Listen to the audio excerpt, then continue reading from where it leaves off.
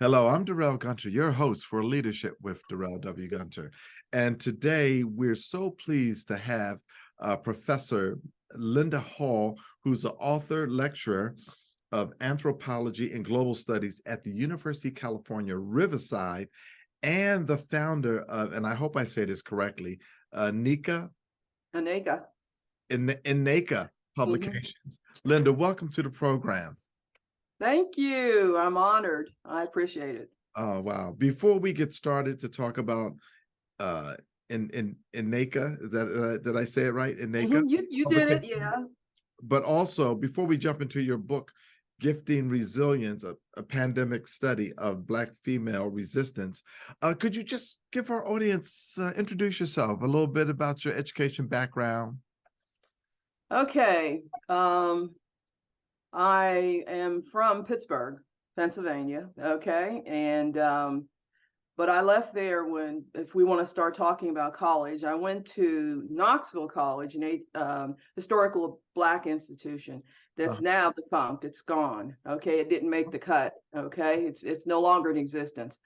And I went there until I was my senior year and I dropped out. Okay. Got married.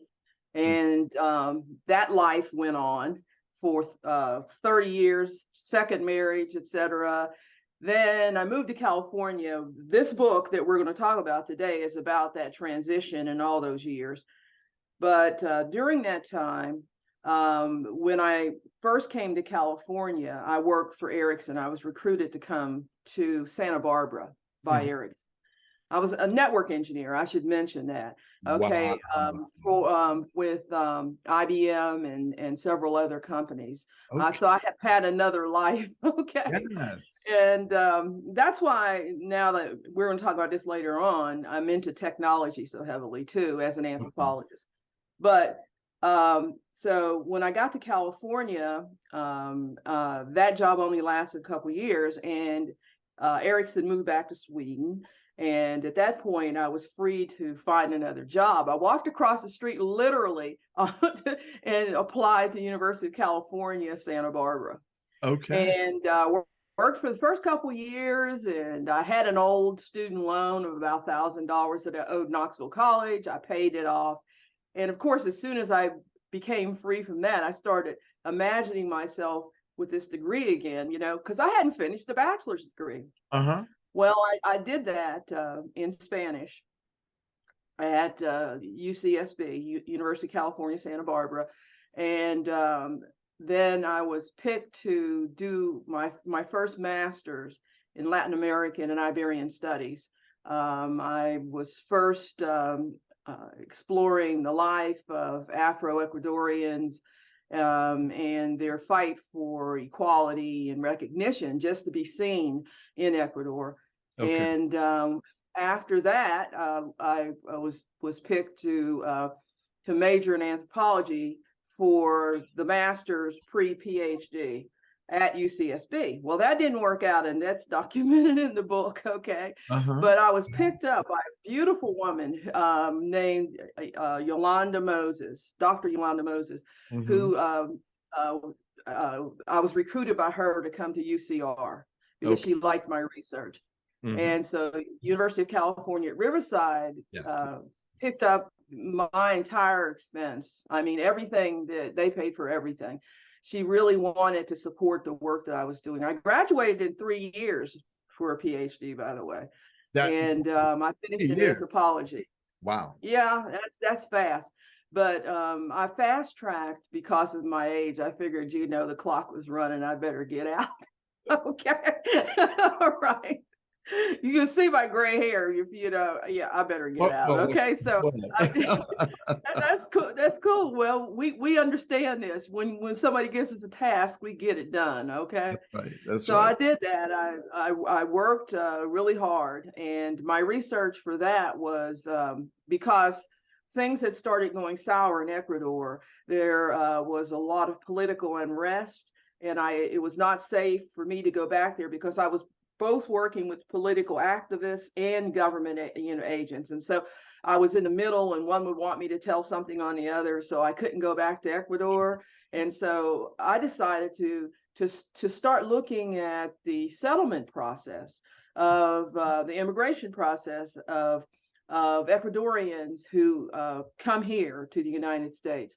My research for my doctorate was, followed the course of events in their lives for over about, I guess we talked usually in our interviews. What year was that? Okay. For the research for the PhD, I started at UCR in 2014. Okay. And I finished in 2017. Wow. Okay. Yeah. So, okay, got that done. And the research was very interesting because it got me started down the road that eventually led to me doing the other two books. And it was a focus on belonging, and this because that's what it's all about. The immigration process is literally about where do you belong, and then how do you fit yourself in? Do you become acclimated, acculturated, assimilated, or how do you do it? How's your enculturation process? Right. Well, looking at that was very interesting because it led me to question myself.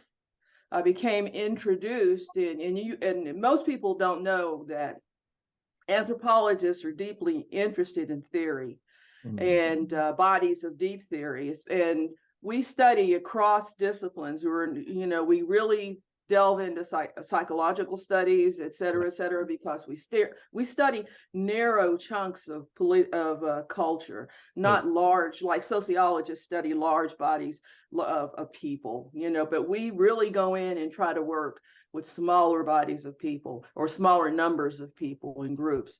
So my research was in Los Angeles, Miami, and New York City. I was in I can't remember the name of Queens. I was in Queens. Okay.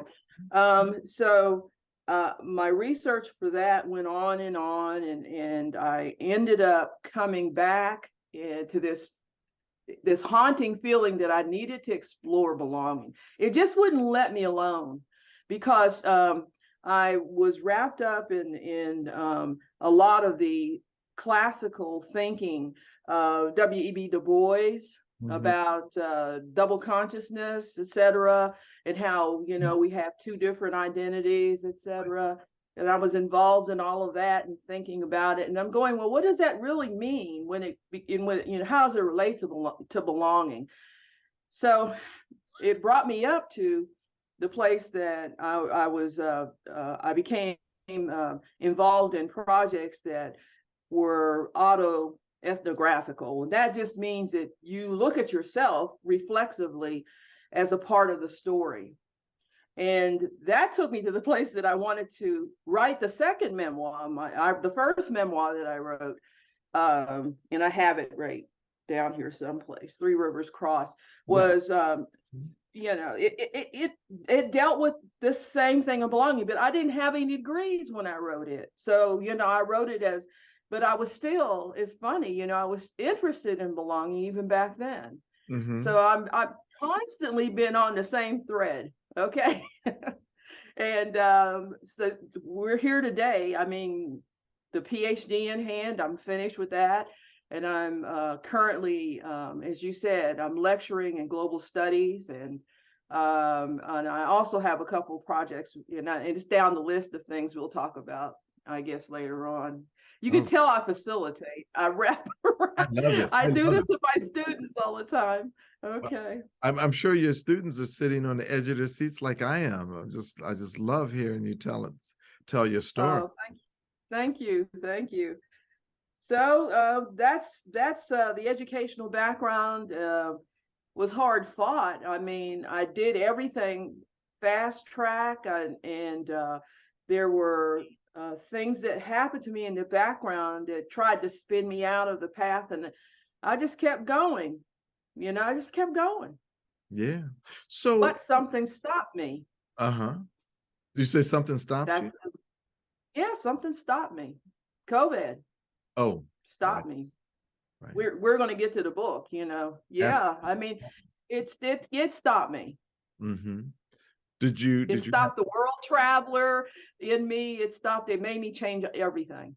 Were you able to avoid the COVID disease, it's the virus I itself? did until Christmas of this year, and then I came down with it. And I think the variant that Yeah. was out this holiday season Wow. finally, overcame all the shots and in the boosters. And the And boosters. yeah, so I came down with it. Yeah. So let's talk about Inika Publications.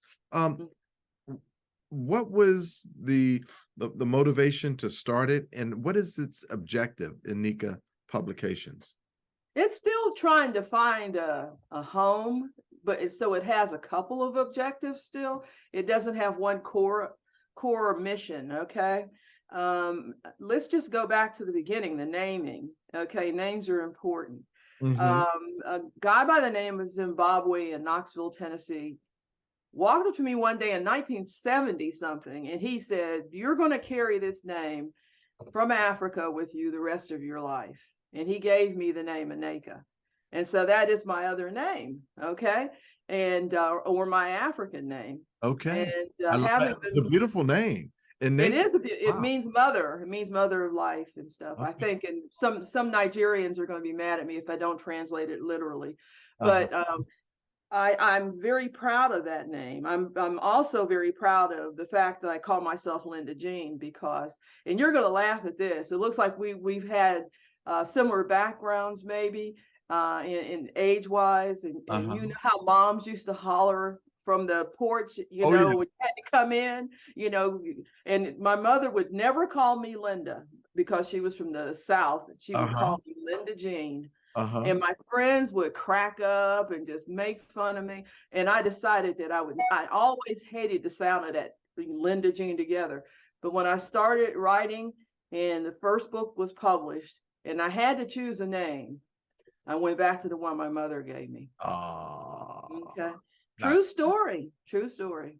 nice, And nice. then the name, well, now you know the source is of the name, and the source of the name that I use, Linda Jean. Mhm. But Aneka, the publications is not a LLC or anything Sure. formal yet. Uh, But what it is an initiative. Okay, it's a multi-phase project that has been going in different directions. And I was going in a really good direction when the pandemic hit. I had a board of directors and the whole 9 yards behind me to do a collaboration between the University of California, Riverside and Cal Poly Pomona. I was going to do, we were going to look at students that were neglected and needed more support, et cetera. But the pandemic knocked that out. okay. So that good project went away. And prior to that, I was just keeping up with, I guess the reason that I launched it initially was, in fact, the first book. I didn't want it to be an author's site. It started in 2010. And I didn't want it to just be about me. I wanted it to be about research. And at first I envisioned it as something that would bring together the students that I was teaching Uh-huh. and give them a place to publish their stuff. But I found out that costs money. Okay. Right. And I didn't have the money. So, and I didn't have a grant. So I said, okay. And I've always been struggling financially. So I couldn't launch that. And then I used it just as an author site for many years for just the one book. Okay. And then the site became very important. My son had a horrible experience with working on his master's degree. He never finished it, and he had a bad, I think if you've gone to grad school, you know what I'm talking about. You can have a bad advisor. He had a Oh bad advisor, yeah. Yeah. and the guy kept promising him over and over again that he would work with him, et cetera. He never did. And then he ended up really without, with years of not working anywhere, nobody would hire him. He lived with me. And one of the projects, I always believe in having projects. If you read the book, you know this. And I had to give my son something. And so the website became something I could get him to do. Okay. So He became involved in that. We tried to spin off and make it into a business for him. That didn't work. So the you know, ANACA Publications has played many roles in my life, but now it's a site where I display the research that I'm doing. The project that I'm doing now is a for real one, and it's taking off and it's doing really well. It's an elegant website. Very nice. Oh, thank you. I'll tell my son you like the design. You know, Okay. it's clean. You know, the information is there. Yeah, very nice. So let's talk about your book on Live Places Publishing. My good friend David Parker. The title of this book is Gifting Resilience: A Pandemic Study of Black Female Resistance. Wow. Unpack that for us. Well, that's belonging again. I mean, I go back to the same central theme, and I have to just, I guess, if I were presenting this book, I would start at the beginning and I would just read the first sentence. I don't know why I'm so scared all the time. I just wish I could say that this is a new feeling. And then I elaborate on that. You know, I talk about the current state of affairs when I was writing this, which is during the pandemic, which, you know, and I was like behind, and I'm looking out my window right now, and it's a great big, you know, huge window. And I used to watch people in 2020 and 2021 without masks walking past my window, and I got angrier and angrier and angrier. And I could not deal with it after a while. And then plus all this stuff was going on with the political division in the country, then the killings and all, you know, George Floyd. And it just became, I was immersed in hell, and I knew no exit. It was the first time in my life I was ever feeling like this. I'd always been able to overcome the, you know, the approach to hatred. You understand? I would always pull back just in time, because my mom told me, you know, it's horrible. Don't let people draw you into hatred, because it's the, you know, don't give that to them. And I said, all my life, I said, okay, I'll find another avenue. I'll study and become fluent in Spanish. I'll do this, and I'll become a network engineer. I'll do this and I'll do that. And this book traces all those steps that I took to keep myself sane, because I was wondering when I wrote this book how I did it. I didn't remember anymore. And I'm almost in tears saying this. I really did not remember. It was like a formula had slipped away from me.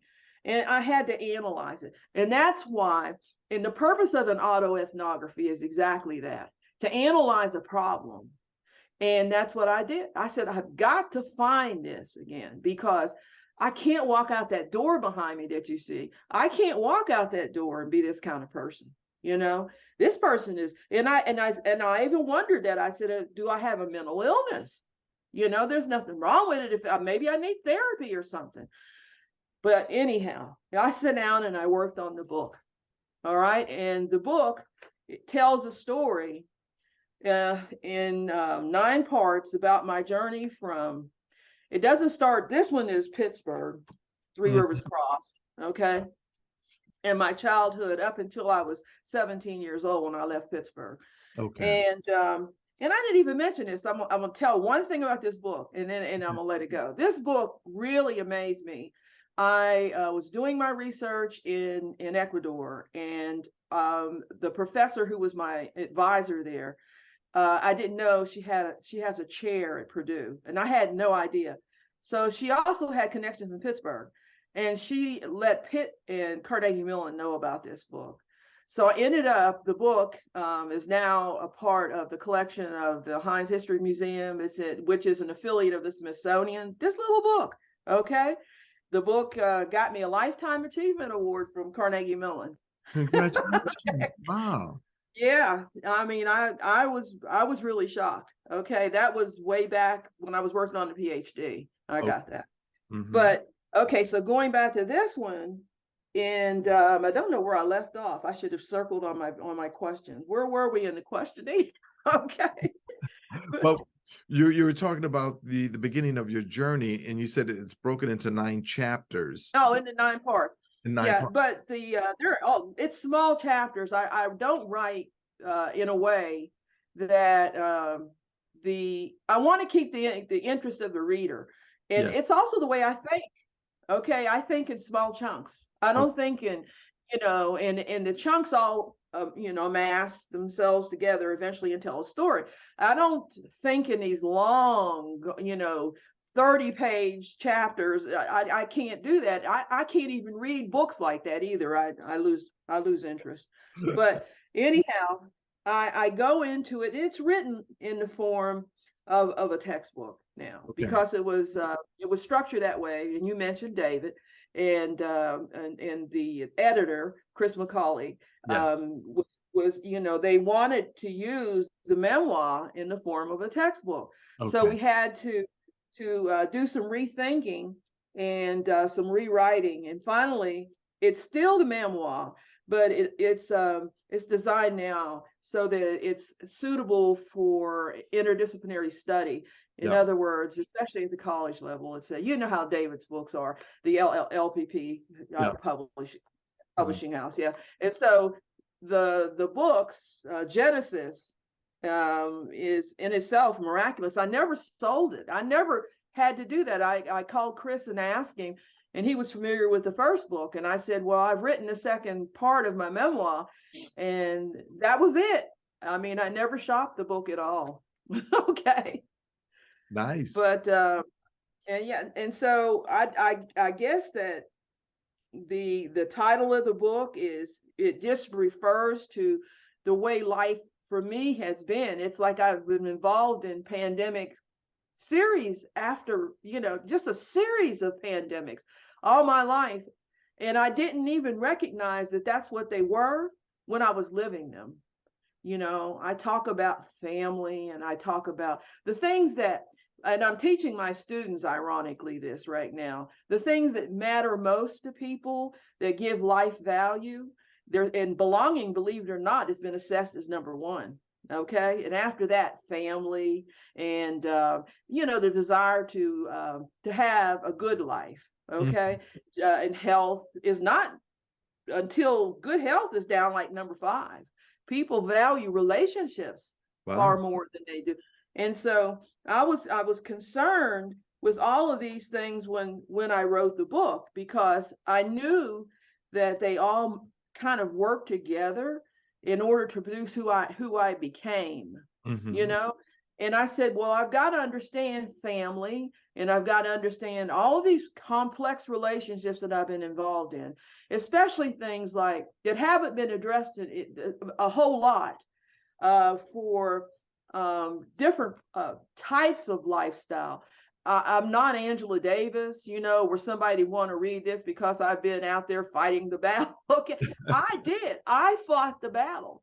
I fought the glass ceiling battle. I've been in the trenches, but in a different way than her. I didn't get the press, okay, coverage. Nobody was there shooting my picture when I walked across the floor in the courthouse. Nobody was there, but I've been in courthouses for divorces. I've been in courthouses for child custody. I've been in courthouses for other reasons, and my experience happened to me. I ended up in those courthouses mostly because of it being a unique Black experience. Okay, and without all of those little nasty things, those pandemics, I wouldn't be who I am today. They made me tough, you Mhm. know. Mhm. But the cycle, the whole thing was broken. COVID broke it. Okay, and it was because I lost my trust in people. It was profound for me. It was Mhm. the first time. I mean, you're talking about a Black woman who would pack a suitcase and go to Chile, okay, and not think about it twice. I went to Spain and didn't think about it twice. And now all of a sudden, I don't like going out my door. Who Mhm. is this woman? Wow. Okay. You know, I think it was worth analyzing. Mhm. And when I ended up doing the book, I found out that I had a gift to give people. And the whole story is kind of beautiful about that, because it had to be shown to me by somebody who was much younger than me. I was, and I'm not going to read it out of the book. I'm going to tell you this story. When I was at Cal Poly teaching, when the pandemic first got really ugly and schools were ambivalent, they didn't know, they were more worried really about their facilities at times, and and keeping warm bodies in the chair. Okay, well, when I walked in March of 2020 to teach a class, I never will forget this. The students, they were unaware. It was a class of about 40 people, and they were kind of like unaware of what was going on. Everybody had heard rumors, etc. I was really keeping up with it, and I knew that something bad was really coming. And I had made my mind up, I guess, 2 minutes before I walked in the room, that was it. Mm-hmm. And then I announced to the students, I said, we're going online, because they were mostly seniors and they were scheduled to graduate. Oh, yeah. So I had to teach the class. You know that, you can't let those 4 units go. Okay. They've got to have their credits. So I knew that I owed them something. And I had the courage to tell them that without even consulting the university. I didn't care anymore. Something inside of me, and I stood up to them and I said this, and I said, you are somebody else's children. I'm not going to stand here and risk your lives for this course. We're going to go home and I'm going to teach you online, because they had that ability. It wasn't really as polished as it is now, but I went home and I told them I would not be back. And we finished the course online. And I risked, when I did that, I really needed that money. Oh, yeah. If I'd have been fired, it would have ruined me. But that, I mean, honestly, it would have ruined me. And so I didn't even think about it. I just did it. Nice. And I wanted to know where that came from. Mm-hmm. How I didn't know I was a brave person. Okay. Who made this woman, and where did all this come from? And it was instilled in me, not by I can't give my mom this credit. It was because I had gone through so much, and I valued life. Okay. So when we were online, and the sessions were going with that that group at Cal Poly, excuse me, that went fine. And then the pandemic kept going on, and I kept teaching. They switched over, and we kept teaching online. And I never will forget this. The reason this book exists is because a student in that class put me on the right course. I was really upset. It was one of those days when you're teaching. You had to have taught during those courses, taught adults that could, get off and really tell you heartfelt stories about them being their sole support for their families now, and because their mom and dad are sick or somebody had passed away. And it was just horrible. It was just like one thing after another. And they announced the first shot. And I thought to myself, I'm 70 some years old. I can't take that shot. I don't deserve it. And I said it out loud to my students. The room was quiet. And then all of a sudden, one student spoke up, and she said, Professor Hall, you can't feel that way. And I said, what do you mean? She said, Professor Hall, you're one of our greatest assets. We can't lose our seniors. We can't lose you people. Yeah, if we lose you, well, who are we gonna look to? We have nobody. Wow. And stopped me in my tracks. I knew that I had to live my life, and I had to keep going, and I had something to give back. Believe it or not, we are out of time, but we're going to have you back. We're going to have you back, ladies and gentlemen. We are here with Professor Linda Hall, who's the author and lecturer of anthropology and global studies at the University of California, Riverside, and the founder of Inika Publications, and the author of the book, Gifting Resilience, a pandemic study of Black female resistance. Professor, thank you so much. We're going to have you back, because we got to hear more of this great story. I can't wait till you ask me about my favorite leadership book, but that's okay. We don't have enough time. I'm good. We're going to have you back. Thank you. That wraps it up this week on Leadership with Darrell W. Gunter, and have a great day. But remember, leadership begins with you.